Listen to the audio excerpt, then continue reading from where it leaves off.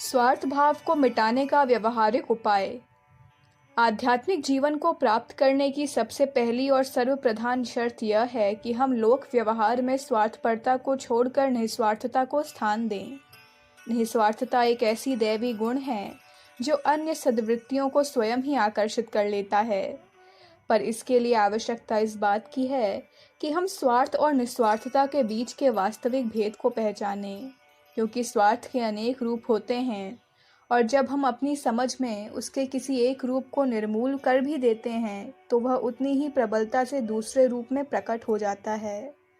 इस विधि से स्वार्थ से छुटकारा पा सकना अधिकांश व्यक्तियों के लिए असंभव होता है, क्योंकि जब स्वार्थ का एक रूप समाप्त होने पर उसके स्थान पर दूसरा उत्पन्न हो जाए तो उसका निर्मूल हो सकना संभव नहीं जान पड़ता। जिस प्रकार रावण का एक सर कटने पर दूसरा उत्पन्न हो जाता था और इसलिए श्री राम द्वारा उसका मरण नहीं हो पाता था, वही दशा हमारे हृदय स्थित स्वार्थ भाव की भी होती है।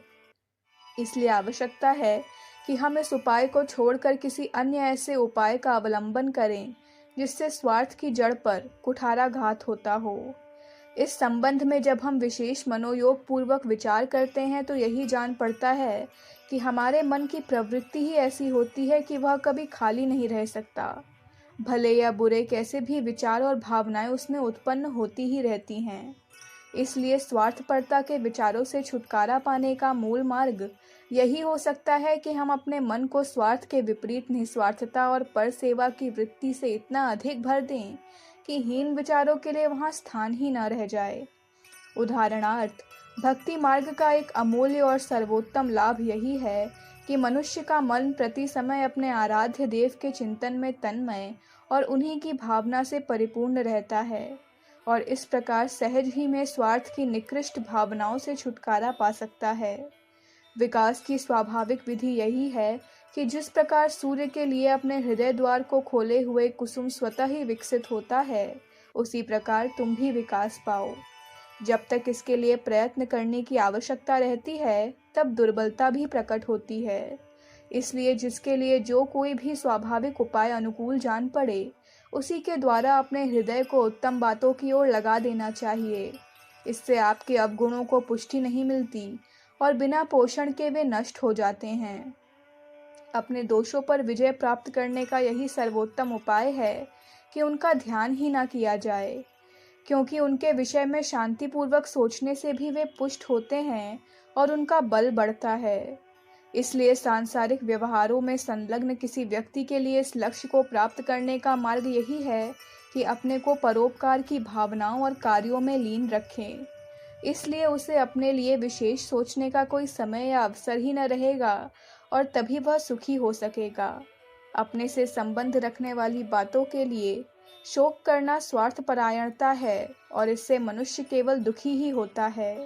तथापि अनेक लोग यही करते हैं। वे बैठ जाते हैं और कहने लगते हैं कि हाय, कितने दुख की और कितनी कठोर बात है कि अमुक व्यक्ति मेरी परवाह नहीं करता, मेरी खोज खबर नहीं लेता, मुझे प्रेम नहीं करता इत्यादि।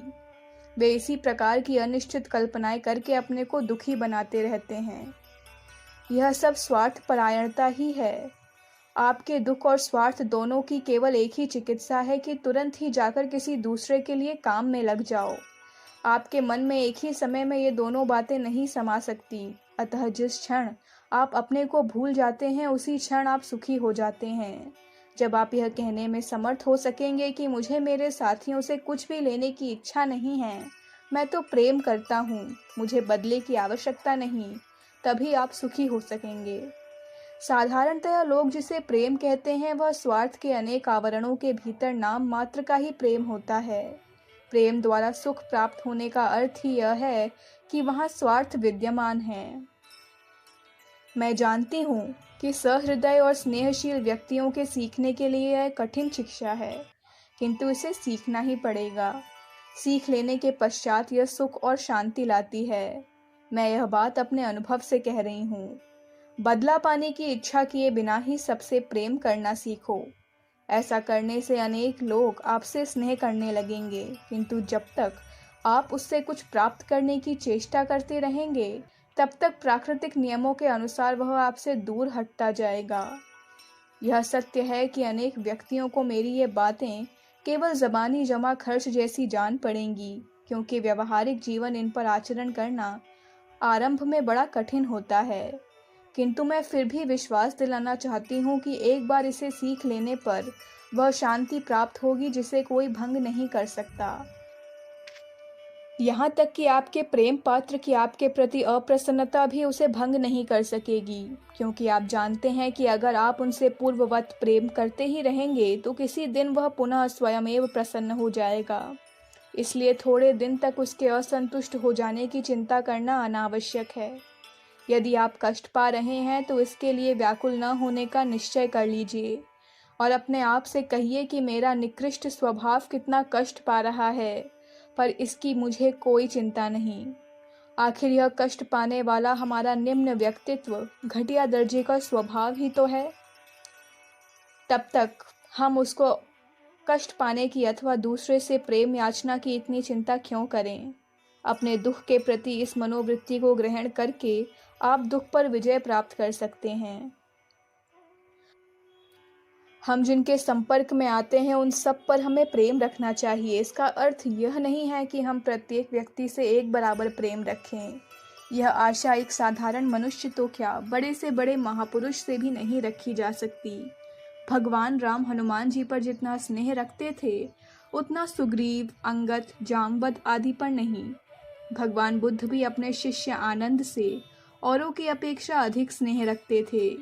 इसलिए किसी मनुष्य शरीरधारी से यह आशा करना तो निरर्थक है कि सबके साथ समान प्रेम रखेगा। यह हमारा कर्तव्य है कि हम अपने माता पिता, पत्नी या संतान के प्रति जैसी भावना रखते हैं, क्रियात्मक रूप से हम सबके प्रति वैसी ही सदिच्छा और प्रेम भावना रखनी चाहिए। जिस क्षण कोई मनुष्य प्रेम के बदले की मांग पेश करता है, उसी समय मानो वह अपना अधिकार प्रतिपादन करने लगता है और इससे स्वार्थ युक्त इच्छाओं की सृष्टि होती है।